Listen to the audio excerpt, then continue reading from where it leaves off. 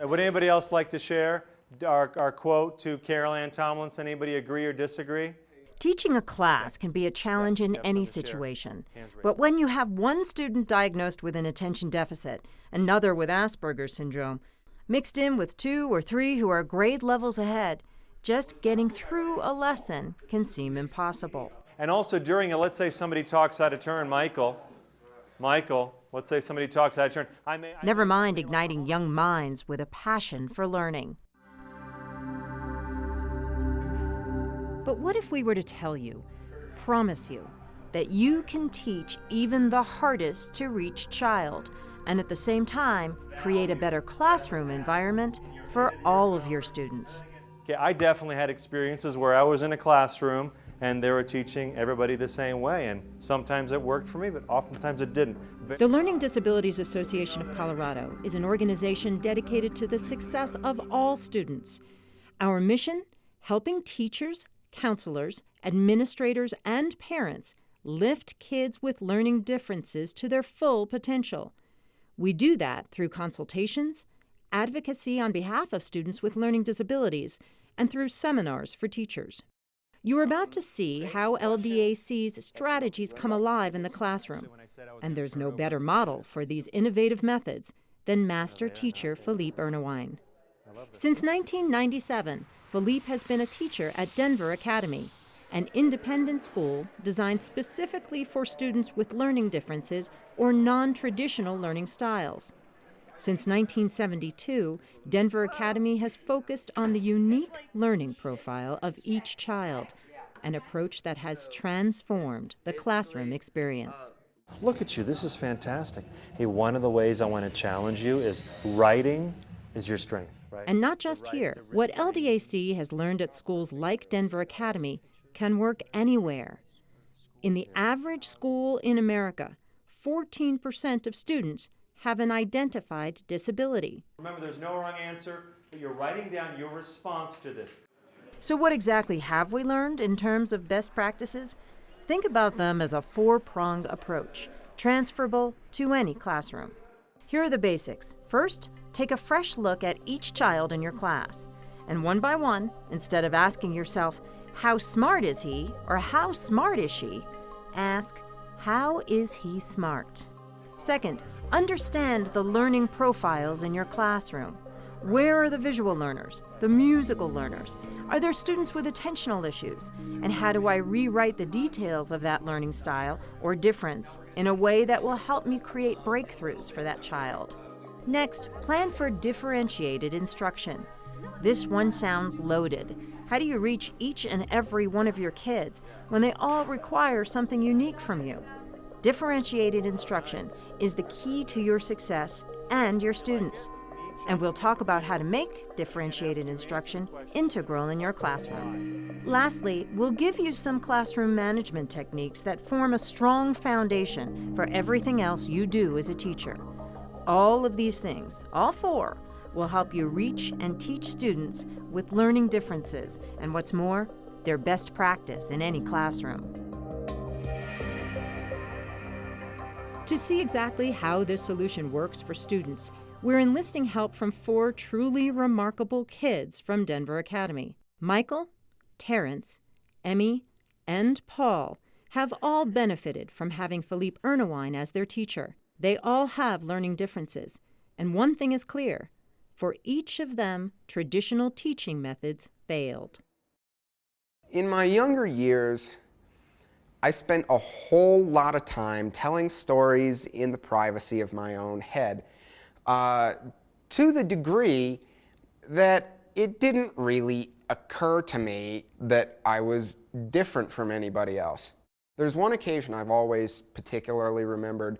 It was in the 3rd grade, and the teacher was pulling us all together to do this reading group type of thing. And as you know, as I was walking over there, I was dreaming up a character to draw in my head, and I was trying to work out this character's expression. So as I'm walking over there, I'm going, and and she immediately proceeded to drag me out of the room and lecture me on how I was not to stick my tongue out at her. After those first couple weeks, it just turned into habit, and I would separate myself, of my own doing, simply because I was, simply because I'd been separated, just in the desks in the classroom, and so I made that connection of that must be what I'm supposed to do. I'm introverted. That doesn't mean I'm quiet. That doesn't mean I'm antisocial. That means I am in my head a lot, and it's very overactive. Any sort of project, anything I'm doing is very intense and focused and, tunnel vision. And that was definitely a huge problem in a traditional setting. And I was almost like quaint, the class clown, the, ever-present kind of archetype. But it got a little frustrating. Like, it definitely set aside myself as a fringe character I built, and I hesitate not to call it a legacy of disaster and failure and this weird, because you can't take pride in your work, you end up having to take pride in your failure. I was diagnosed with ADD in second grade, and I've always said that I pretty much think every second grader has ADD. So it didn't really feel like I had a problem then, but it basically consisted of forgetting my lunchbox and making excuses like my dog ate my homework, like that kind of thing. I got it done, but it would get lost in my backpack. It got to a point where I just didn't want to be in class just because I do little things that I thought were normal, but they clearly didn't. So you just don't understand what's wrong. And you see your friends sitting there like at the desks doing their work, and you're sitting there like, God, give me a deck of cards or something, because I can't sit here, and you don't get it. So then you say, can I go to the bathroom? I need to go to the bathroom. And you'll stay there for the rest of the class because you just can't sit there for that long. How I literally felt was a bunch of just energy, just balled up. I wanted to run around and do, a billion things at once. And so knowing that I couldn't do that all the time that I wanted to was really hard. It was not knowing why either, too, was a big thing. I'm more hyper than everyone else, and for what reason, It was mostly with 7th grade. I had a teacher that, since I was so disruptive in class every day, she'd just send me to the office right when I got to her class. So she just, didn't ever want to talk to me about it or anything. It kind of hurt, because I was really, because I wasn't doing it on purpose like she thought I was. 4 remarkable kids, and each of them received an invaluable gift in the course of their education that has transformed how they approach learning and brought them to where they are today. It's a gift every single teacher can bring into his or her classroom to create that same transformation over and over again. So let's get to it. So much of the problem, whether you're talking about students who have trouble in school or creativity in general, is that schools are built upon this question of asking, how smart are you? And that really schools need to start moving toward this question. And that's why I'm grateful to be at the Denver Academy, because I think we ask this every single day. And that is, how are you smart? At school, it was hard because I was a smart kid, and I was put in the stupid kid pile just because. Even though they're often very bright, many kids with learning differences are given the clear message they're not smart enough to do the work. People think, oh, since he can't focus, he can't do anything. Instead, I can't focus on one thing, I can do multiple things at once. I've been wondering, kind of in this last week of preparing with these students and doing research, what it would be like to be a fly on the wall, say on Albert Einstein's Parent-Student-Teacher Conference, or Pablo Picasso's Parent-Student-Teacher Conference. What would have been said there? What would have been happening there? Can you imagine? Mr. and Mrs. McCartney, Paul really needs to stop writing silly little love songs, right? Or can you imagine, Mr. and Mrs. Davis, it's time that Miles puts down the trumpet and pick up the math book. Philippe offers an acronym that can help you remember the different types of intelligences in your classroom. And at Denver Academy, we're fond of saying, follow your bliss. Body or natural intelligence for the athletes and dancers. Logical and quantitative for the mathematicians. Intrapersonal for students who like to look inward, or interpersonal for the extroverts. And spatial or musical for artists, musicians, and performers. That first day of school each year, when you meet a student, any student, instead of the fundamental question we all secretly ask ourselves, that question, how smart are you? Look at that student and wonder, how are you smart? I think asking this question will truly revolutionize the learning experience and change the story of learning for tens of thousands of students around the world right now. And it's going to unlock unfathomable potential, talent, creativity, innovation that I think honestly has been punished, marginalized, and overlooked for way too long. Each student brings his or her unique learning profile into the classroom.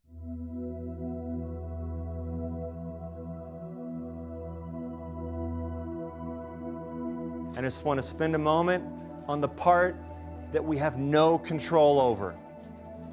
And that is the student traits. Look, we can influence this and nudge and be like that river and bend the banks a little bit, but ultimately, this is the stuff we can't necessarily change. Their readiness level, all these students are coming in with a certain readiness level to a classroom, to this presentation, varying interests. We can influence those interests. I think that's part of our job as educators, but they're coming in with a certain set of interests. Their learning profile, again, we can influence that, create strategies, but they're coming in wired a certain way, and all differently. And the last piece is affect. How are they feeling about their own learning? Seth, what are you thinking about? I think I'm going to write a narrative. The traits a student brings into the classroom may be beyond our control, although by focusing on what we can control, we can influence them. Understanding those traits and rewriting them for ourselves is something we can master. So if you could take a moment right now, let me kind of get off the stage and get the students ready, and turn to your journals, but you're thinking about a student right now, or you're thinking about your own learning. You are. I know you are. That's why you're here, you're passionate, you're invested. So my question to you is, who are you thinking about? I am sure you've had students who were difficult to reach.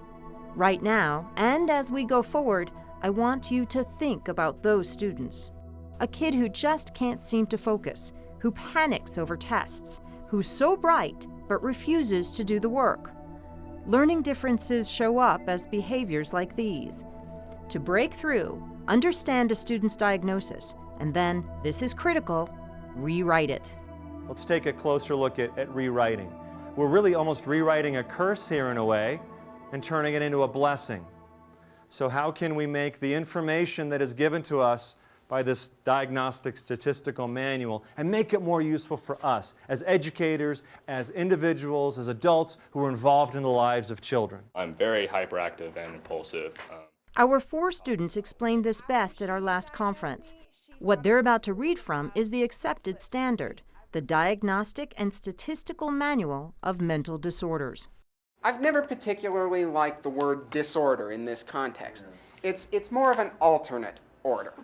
Watch what happens when Michael and Paul reframe the question, how smart are you? And tell us just how they're smart.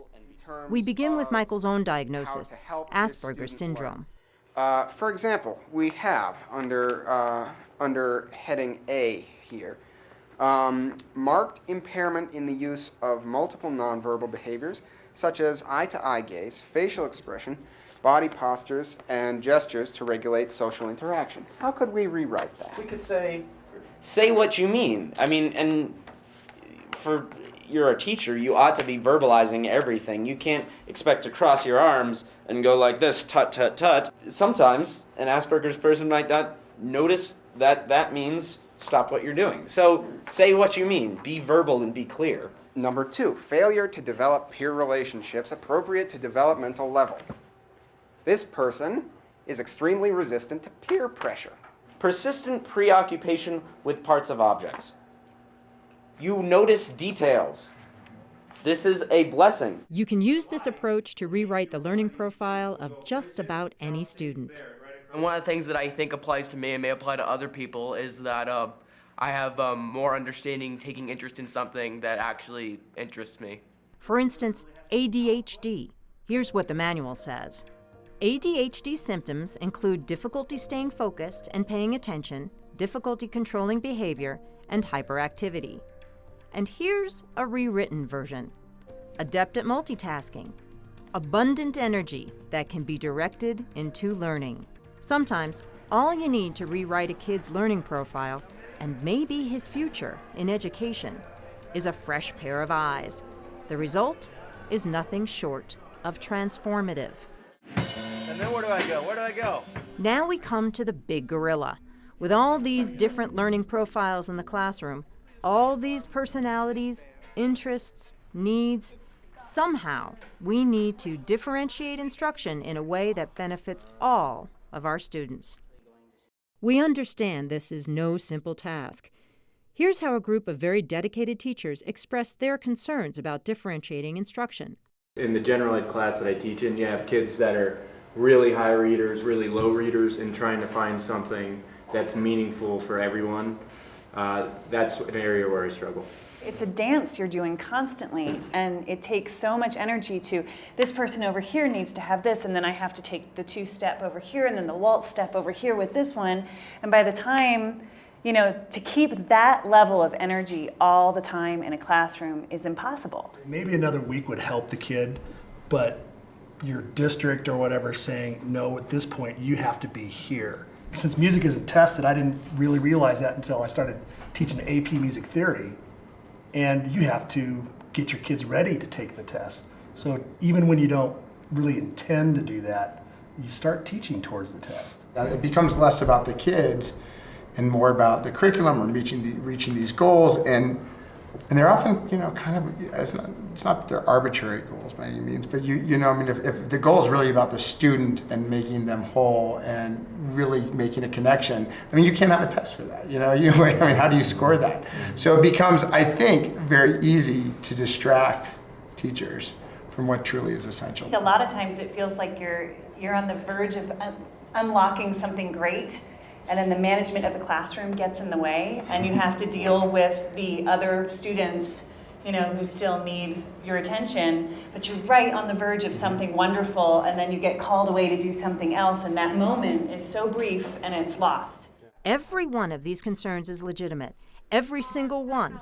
There's not enough time, not enough money, not enough understanding of what teachers go through on a daily basis. But now we're going to ask you, even if you're feeling a little spent, to think back to that very first day standing in front of a class.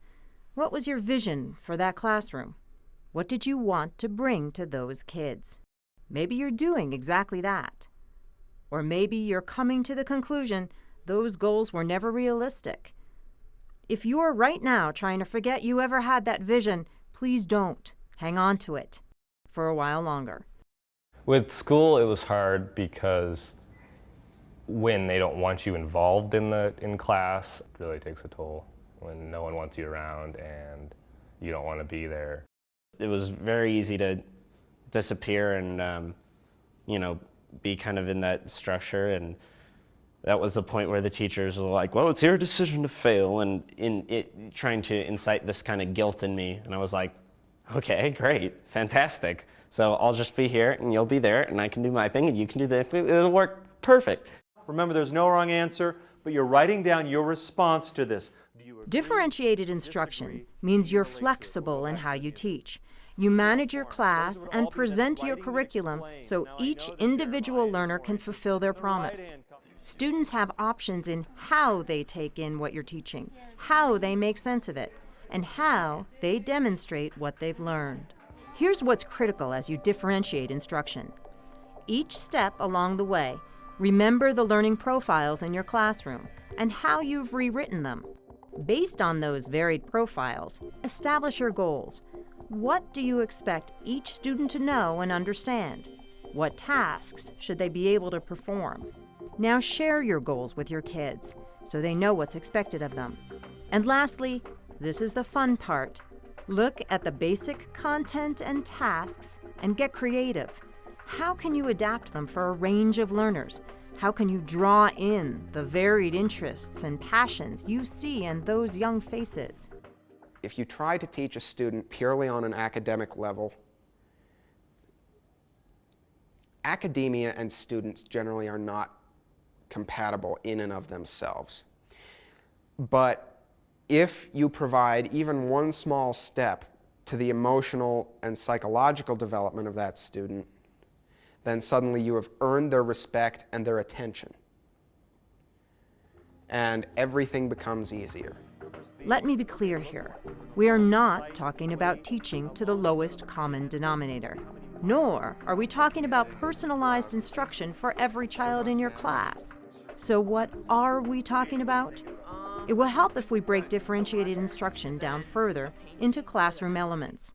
By classroom elements, I mean content, process, and product.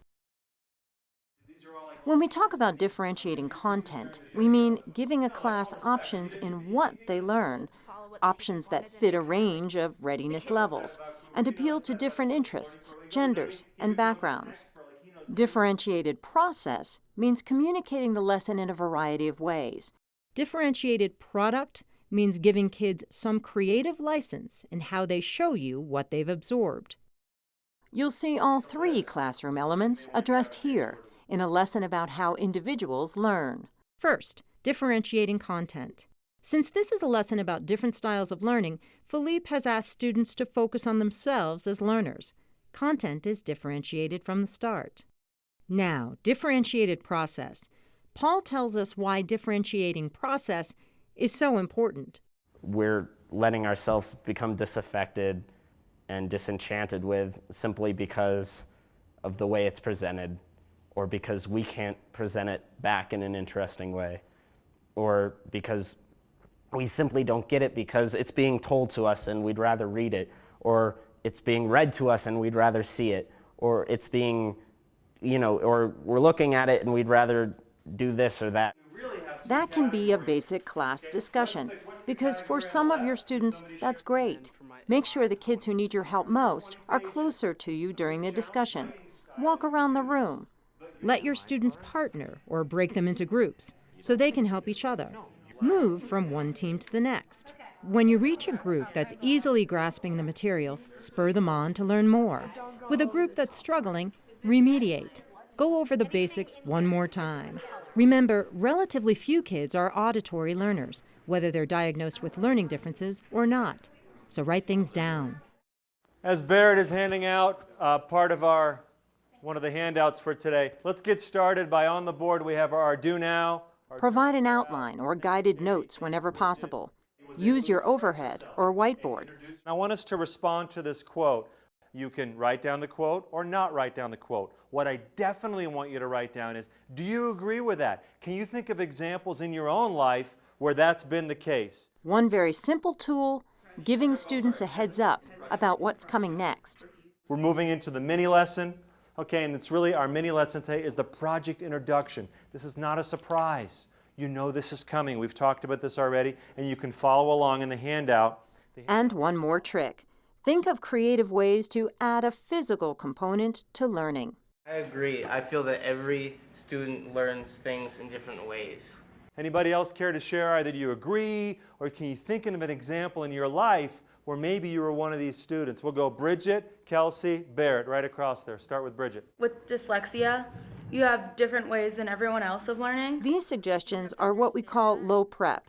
You can incorporate them into your school year without major changes to the way you teach.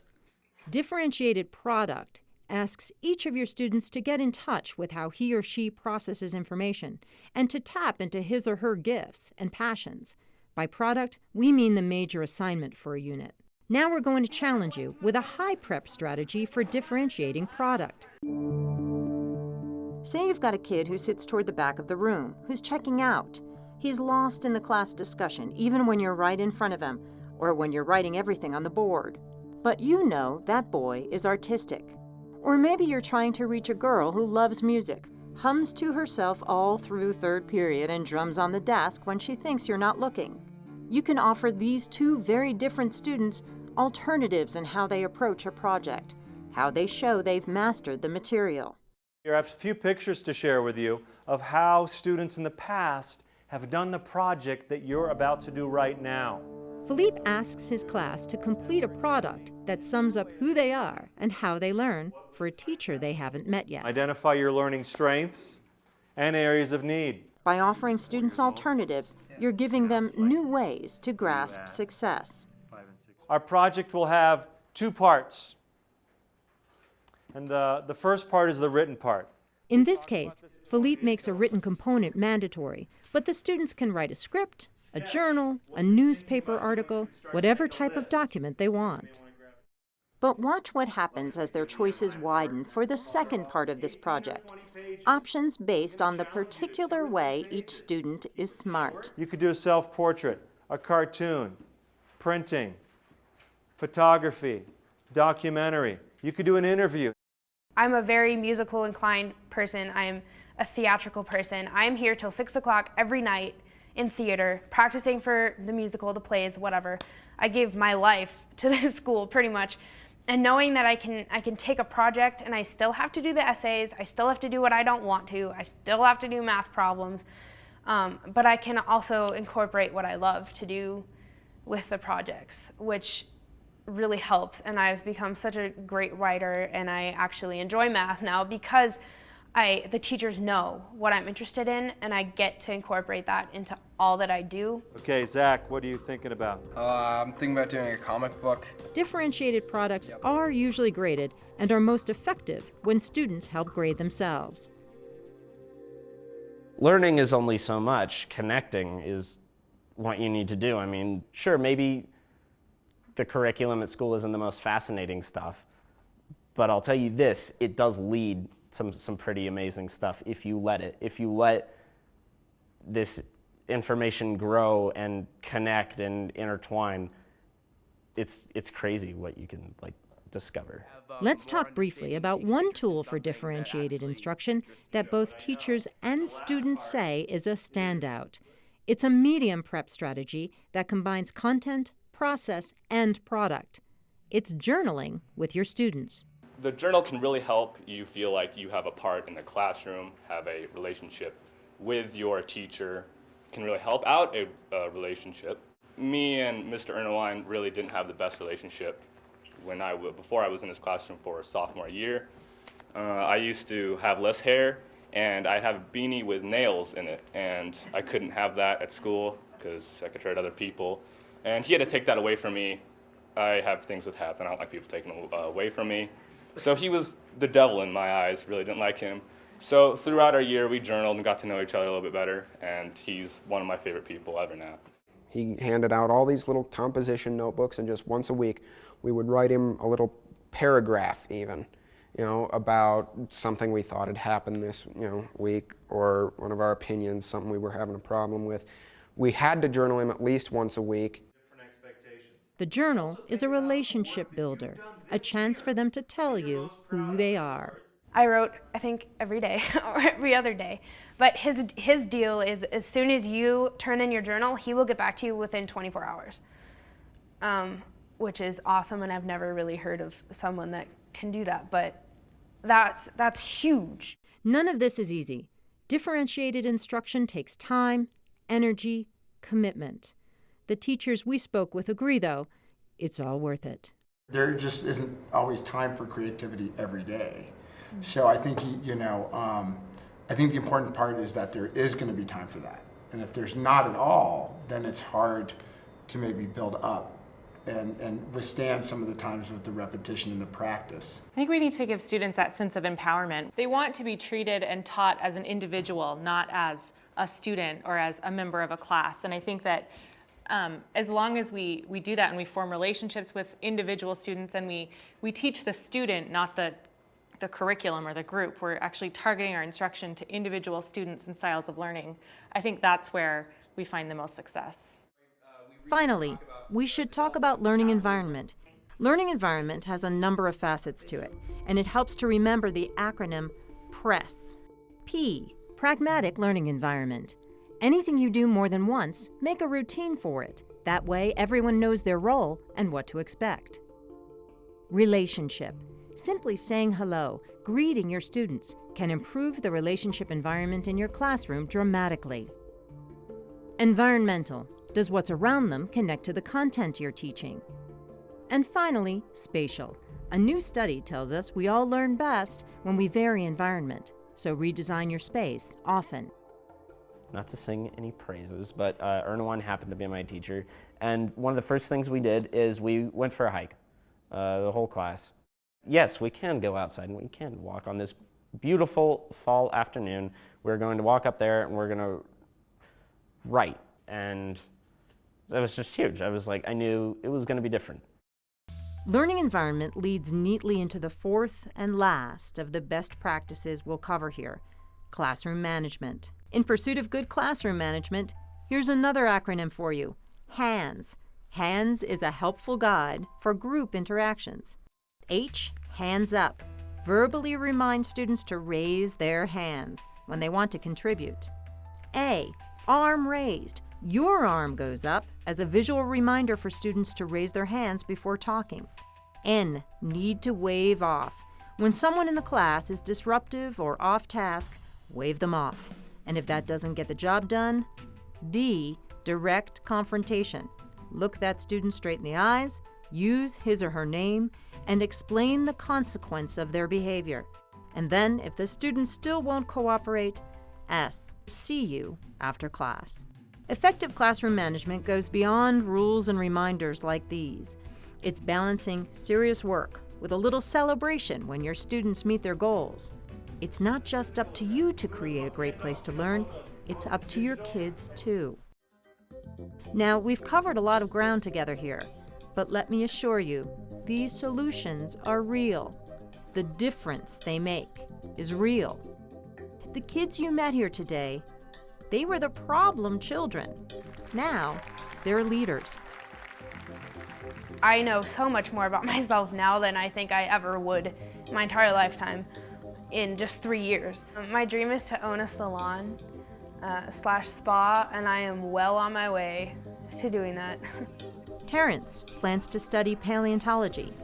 4-star varsity baseball letterman, music lover, creative spirit, justice advocate, future paleontologist, high school graduate, Terrence.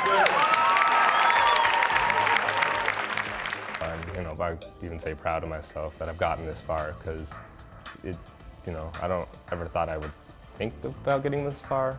Teachers caring about me made me care about school, and then that made me want to be successful.